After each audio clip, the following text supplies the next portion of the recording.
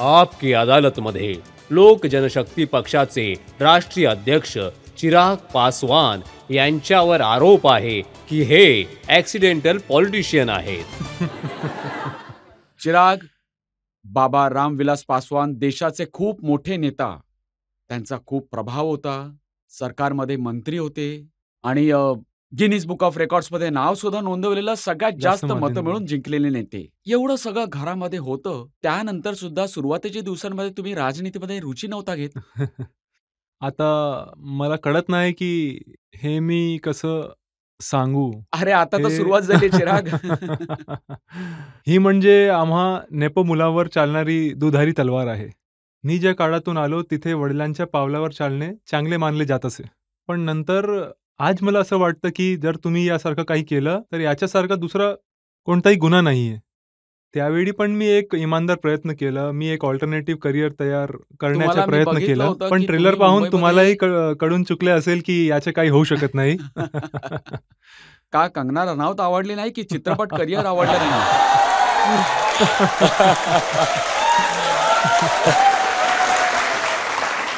लोकांना आमची पडद्यावरची जोडी पसंत नाही पडली. पण आता आम्ही पार्लमेंटमध्ये लवकरच एकत्र येऊ.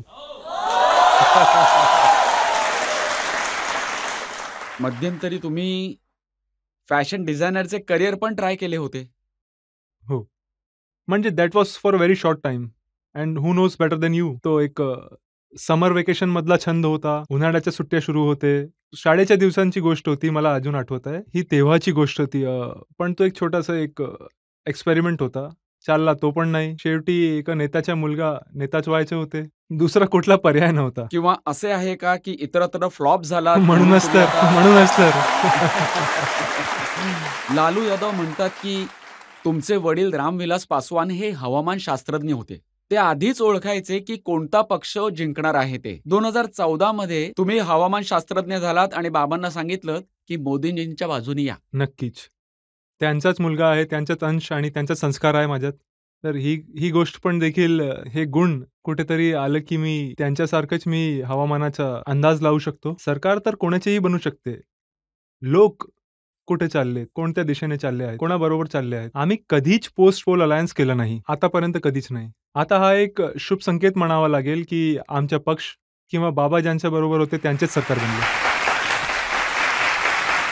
आता हेच पहा ना, 2014 मध्ये तुम्ही त्यावेळी यूपीमध्ये होतात, काँग्रेसच्या सोबत होतात. सोनिया गांधी तुमची शेजारीण होती. शेजारीच राहत होत्या त्या. कधी-कधी चालत सुद्धा भेटायला येत असत. हो. पण चिराग पासवान आले आणि त्यांनी त्यांचा पत्ताच कट केला. कोणाचाच पत्ता साफ केला नाही. I think it was need of the hour. मी आपल्या पंतप्रधानामुळे खूप प्रभावित झालो आणि हे मी खुले मंचाने पण नेहमीच स्वीकार केला आहे. त्यावेळी त्यांचं जे विजन होता, मी 21व्या शतकातला तरुण आहे आणि मी नाही मानत जातपात आणि धर्माच्या राजकारणात. And the state I come from Bihar, तिथे खूप जास्त जातपात आणि जातीयवाद हे जरा जास्तच आहे. देशाने पहिल्यांदाच असा एक पंतप्रधान पाहिला जो 125 कोटी देशवासियाबद्दल बोलत होता. मी हे 2014ची गोष्ट सांगतोय. तर त्यावेळी ही गोष्टच मला त्यांच्याकडे आकर्षित करत होत्या. ही गोष्ट बरोबर आहे. बाबा सुरुवातीला तयार नव्हते. He was not ready. Alliance बदलण्याच्या पक्षात नव्हते. बट इव्हेंच्युअली ते तयार झाले.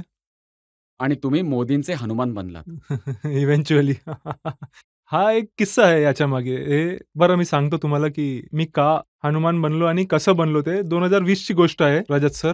त्यावेळी आम्ही निवडणूक स्वतंत्र लढवत होतो. मी एकटाच होतो त्यावेळी आणि इंडिया अलायन्स बरोबर थोडा दुरावा निर्माण झाला होता. So I opted out of the alliance आणि मी एकटाच निवडणूक लढत होतो. तेव्हा माझ्यावर एक कंडिशन लादण्यात आली की मी पंतप्रधानाच्या फोटोचा वापर करू शकत नाही. So I just sed on record one day, ते माझ्या हृदयात वास करतात. त्यांची फोटो, त्यांची होर्डिंगची गरज नाही. तर ते माझ्या हृदयात वास करतात आणि मी हनुमान बनलो. पण हा तर विरोधाभास झाला. रामविलास पासवान मंडल कमिशन घेऊन आले होते. ते नेहमी शेड्यूल कास्टसाठी, निम्न जातीसाठी आणि वंचितांसाठी त्यांनी काम केले. आणि आजकाल लालूजी असं म्हणतात की जर मोदीजी तिसऱ्यांदा प्रधानमंत्री निवडून आले तर ते संविधान खोडून काढतील, आरक्षण सुद्धा संपवून टाकतील. ते असं का करतील तुम्हीच मला सांगा ना अगोदर. का करतील? हे तर लालूजीच सांगतील. हो, म्हणजे काही कारण तर हवं की कशाला, गरज काय आहे? काय कारण आहे की ते संविधानाला संपवतील, संविधानाला बदलतील. ज्या पंतप्रधानाने स्वतःच या संविधानामुळेच लगातार ते गुजरातचे मुख्यमंत्री राहिलेत. 2-2 वेळेस पंतप्रधान झालेत आणि तिसऱ्यांदा पंतप्रधान बनणार आहेत. जी व्यक्ती वेळोवेळी या संविधानामुळेच देशाच्या सर्वोच्च पदावर ते विराजमान आहेत.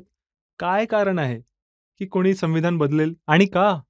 बाबासाहेबांनी लिहिलेलं हे संविधान आहे, काही खायची गोष्ट नाही. आज जे पंतप्रधान संविधानाला स्मरून ते नतमस्तक होऊन आणि त्याची शपथ घेतात की जे काही होईल ते संविधानाला धरूनच होईल. आणि आज ते लोक संविधान रद्द केले जाईल म्हणतायत, ज्यांनी संविधानाचा चुकीचा वापर करून या देशात आणीबाणी लागू केली होती. जे लोक आज लोकशाहीची हत्या होईल म्हणतात, जे लोक म्हणतात की देशात लोकशाही संपून जाईल म्हणतात, तर आणीबाणी दुसरं काय झालं होतं? आणि तुम्ही लालूंजीबद्दल बोलताय, मग तर त्यांनी त्यांच्या मुलांची नावे त्या आणीबाणीच्या दरम्यान लागू केलेल्या कलमांच्या त्यांच्या नावावर ठेवली होती. तर अशा ती त्यांना अफवा पसरवण्याची सवय आहे. 2015 सालच्या विधानसभेच्या तुम्ही निवडणूक पहा. तेव्हा पण एक कुठल्यातरी विधानाला पकडून आरक्षण संपणार. इतका गोंधळ माजवलं की पूर्ण निवडणूक त्या दिशेला गेली. आज 10 वर्ष तर कधी झाली त्या तुम्ही गोष्टीला. मोदीजींशी बोललात, आरक्षण कधीच संपणार नाही अशी गॅरंटी ते देतायत? गॅरंटी मी देतो ना. मी देतो. जोपर्यंत माझे नेता आहे मी देतो. आम्ही सरकारचा हिस्सा आहोत, तोवर आम्ही बोलूच. समाजातील वंचित, शोषित, दलित, गरीब कुटुंबातून आलेल्या लोकांचे आम्ही रक्षक आहोत, जो आज देखील मुख्य प्रवाहासोबत जोडल्या गेलेले नाहीत. एक उदाहरण मी तुम्हाला देतो. 2019च्या जवळपासची एक गोष्ट आठवते. 2018 किंवा 19 अनुसूचित जाती जनजाती अॅट्रॉसिटी ॲक्टला घेऊन खूप गोंधळ झाला होता त्याला समाविष्ट करण्यासाठी. त्यावेळी माझे नेता आणि वडील रामविलास पासवान एकट्याने सरकारच्या विरोधात उभे ठाकले होते. इव्हेंच्युअली त्याला विथड्रॉ केलं गेलेलं होतं. 17ला लांबवण्यात आलं होतं लोकसभा आणि राज्यसभेच्या ॲक्ट मंजूर करण्यासाठी. तर अशात ही गॅरंटी पंतप्रधानांची तर आहेच, पण आजच्या तारखेला मी सुद्धा ही गॅरंटी देतो की जोवर चिराग पासवान आहे, कमीत कमी तोवर कोणत्याही गरीबाला घाबरण्याची गोष्ट नाही आहे. त्याला त्याचा हक्क मिळणार हा विश्वास मी देतो. दुसरी गोष्ट, लालूजी असं म्हणतात की रामविलास पासवान तर सेक्युलर होते हां. आणि नरेंद्र मोदी मुसलमानांच्या विरोधात आहेत. त्यांच्या राज्यामध्ये मुस्लिमांवर अत्याचार होत आहेत. त्यांना फटकारले जात आहे. त्यांची सेक्युलरिझमची व्याख्या तर माझ्या समजण्याच्या पलीकडे आहे. एका विशिष्ट धर्माचे अपीजमेंटचे राजकारण करणे म्हणजे जर सेक्युलरिझम आहे, तर मी नाही मानत अशा धर्मनिरपेक्षतेला. मी मानतो की भारत हा एक धर्मनिरपेक्ष देश आहे, एक सेक्युलर कंट्री आहे आणि ही धर्मनिरपेक्षता आपल्या मनात रुजलेली आहे.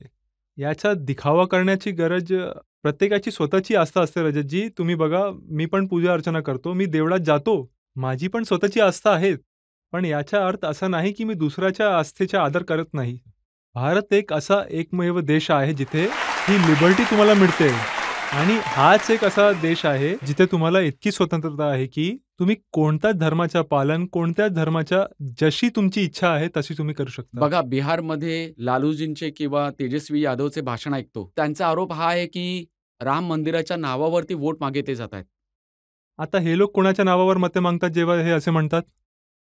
या गोष्टी करून ते पण याच मुद्द्यावर मते मागतायत. आजपर्यंतही बिहारच्या खऱ्या मुद्द्यावर अजूनही हे लोक बोलत नाही.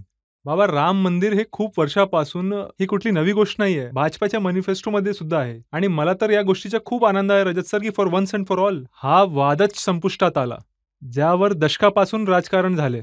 आम्ही तर खूप वर्षापासून बघतोय. माझ्या जन्मापासून मला आठवतंय की जेव्हा निवडणूक म्हटलं की राम मंदिराचा मुद्दा आलाच पाहिजे. 80च्या दशक असो, 90च्या दशक असो, या सगळ्या दशकात फक्त हेच चालले होते. केवळ आणि केवळ राम मंदिरच्या मुद्द्यावर, केवळ आणि केवळ 370ला घेऊन, वर्षानुवर्ष महिला आरक्षण बिलला घेऊन या सरकारने कमीत कमी वन्स अँड फॉर ऑल या सगळ्यांचे निवारण केले ना.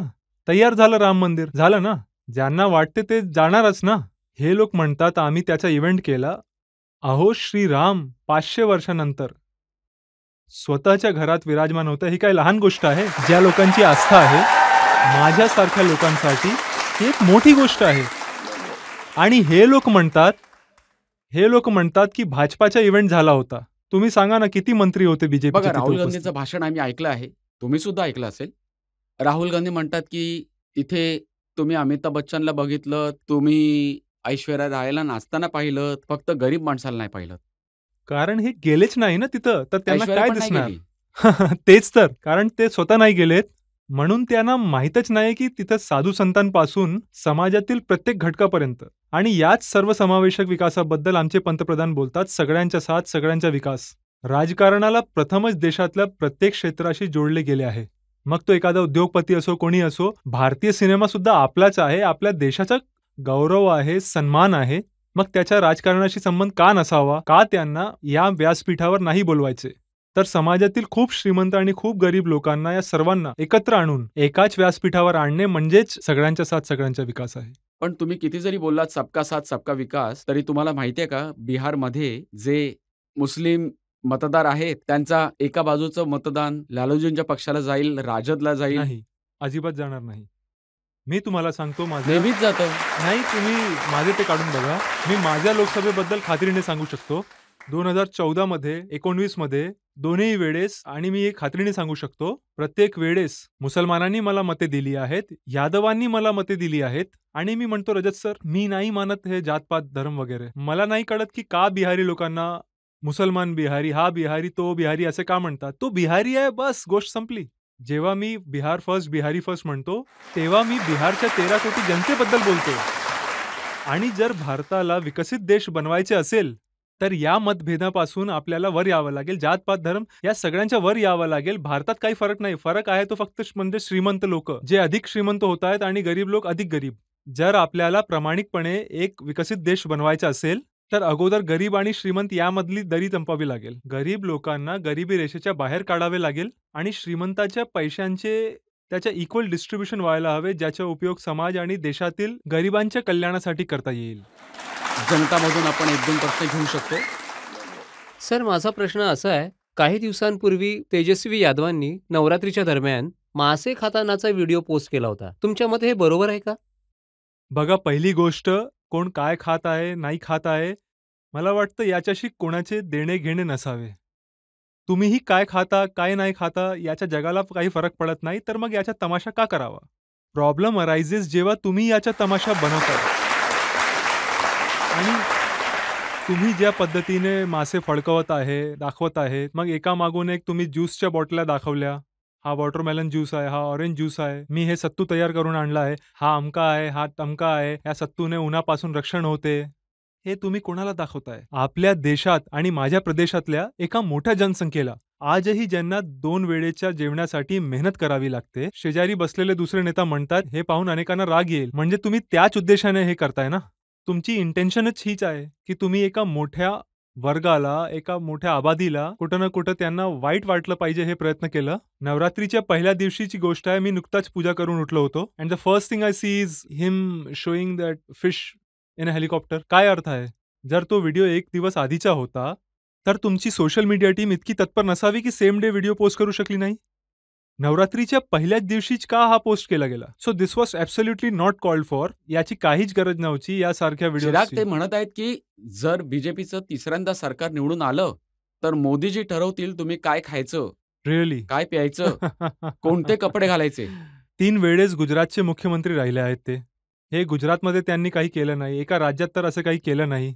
हीच ती गोष्ट आहे ना रजत सर, की यांच्याकडे काही दुसरे मुद्दे नाहीत बोलायला. आता काय सांगू? कारण जेव्हा एक बोट आपण लोकांकडे दाखवतो ना, तेव्हा बाकीचे बोट स्वतःकडे मोडलेली असतात.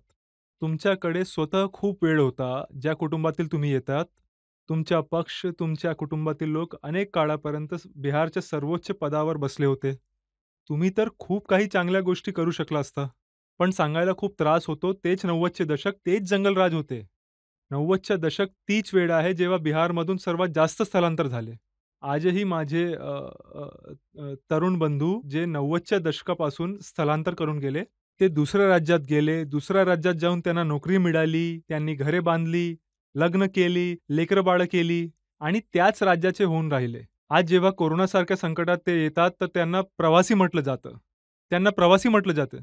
तर अशात यांच्यासाठी अशी परिस्थिती निर्माण कोणी केली?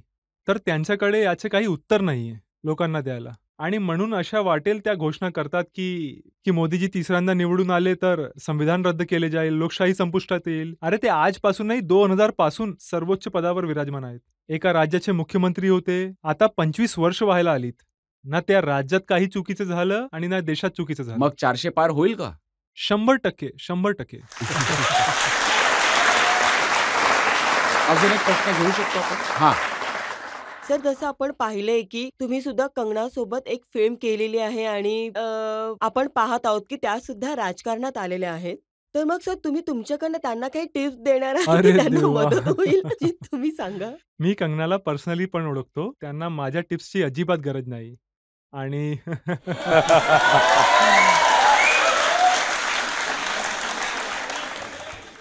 मीही इतकी मोठी रिस्क घेणारच नाही. त्यांना सगळी माहिती आहे स्वतःचे भय